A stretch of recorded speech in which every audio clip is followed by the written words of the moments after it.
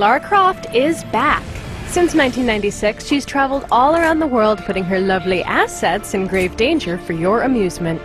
For this outing, you'll get to play co-op with a friend in this first ever digital download Lara Croft experience. We shot over to Crystal Dynamics to chat with Carl Stewart and Daniel Newberger to find out more about what makes this Lara Croft adventure so different than any other. And don't worry, even though she may be a little smaller this time, she's still got her guns.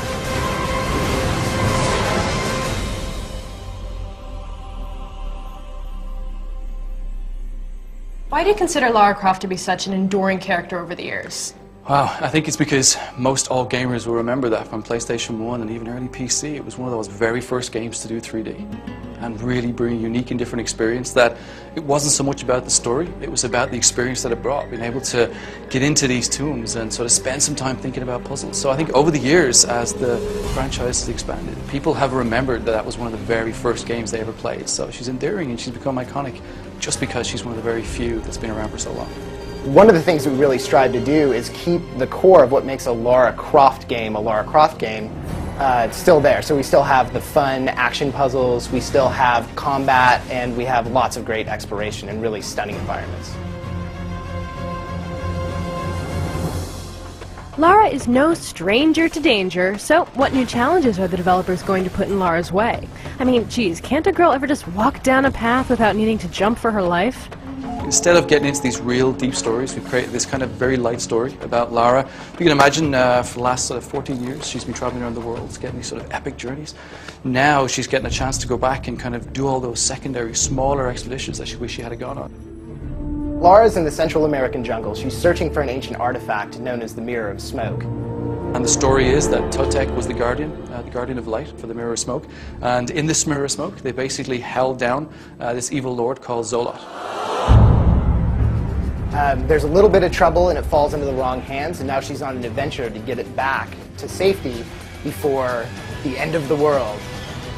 We really tried on this game to make it an even split between puzzles, combat, and exploration, which are the three main pillars of a Tomb Raider experience, and then we've infused each of those with a co-op experience. We've kind of retracted the camera back compared to the third-person style that you've traditionally played in Lara. And as well as that, it's co-op. It gives the players opportunity to see two people on the screen and play with your friends. So the two players actually have different tools they can use mostly to help the other players. So the two players really have to depend on each other to get through all the challenges we throw at them. Lara has her trademark grapple hook, which she can throw to Totek at any time, and they can use that to climb up and down walls and swing back and forth anywhere in the game.